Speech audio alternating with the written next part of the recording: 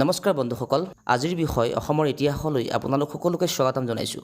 আহক আজিৰ এই শিতানৰ প্ৰথমটো প্ৰশ্নলৈ আগবাঢ়ো। আজিৰ শিতানৰ প্ৰথমটো প্ৰশ্ন হ'ল পুৰণি অসমৰ প্ৰাচীন নাম কি? আৰু বন্ধুসকল, এইকেইটা হৈছে আপোনালোকৰ অপশ্যনসমূহ। অপশ্যনসমূহত কামৰূপ, প্ৰাগজ্যোতিষপুৰ, অসম আৰু ওপৰৰ এটাও নহয় বুলি আছে। যদি কামৰূপ আৰু প্ৰাগজ্যোতিষপুৰ দুইটা অপশ্যনেই থাকে, শুদ্ধ উত্তৰটো হ'ব কামৰূপ। আৰু যদি কামৰূপ আৰু প্ৰাগজ্যোতিষপুৰৰ ভিতৰত যিকোনো এটাহে থাকে, তেতিয়া সেইটোহে শুদ্ধ হ'ব। দ্বিতীয় প্ৰশ্নটো হৈছে প্ৰাচীন অসম কেইটা ভাগত বিভক্ত? আৰু অপশ্যনসমূহ হৈছে 2টা, 3টা, 4টা, 6টা আৰু শুদ্ধ উত্তৰটো হৈছে 4টা। এতিয়া আগবাঢ়ো তৃতীয়টো প্ৰশ্নলৈ।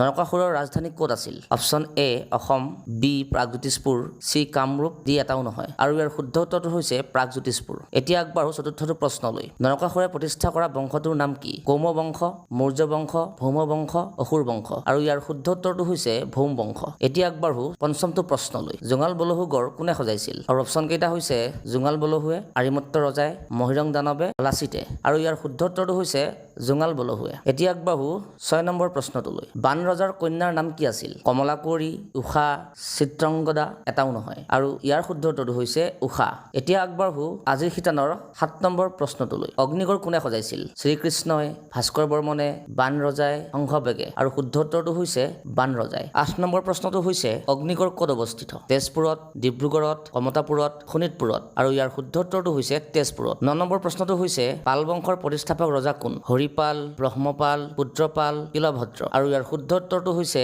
ব্ৰহ্মপাল। আজিৰ শিতানৰ শেষৰটো প্ৰশ্ন হৈছে শালস্তম্ভ বংশৰ শেষৰজন ৰজাৰ নাম কি আছিল? কিলভদ্ৰ, নীলধ্বজ, ত্যাগসিংহ, ভাস্কৰ বৰ্মন। আৰু শুদ্ধ উত্তৰটো হৈছে ত্যাগসিংহ। আজিলৈ বন্ধুসকল ইমানেই। পৰৱৰ্তী দ্বিতীয়টো খণ্ডত লগ পোৱাৰ প্ৰতিশ্ৰুতিৰে বিদায় মাগিছোঁ। ধন্যবাদ।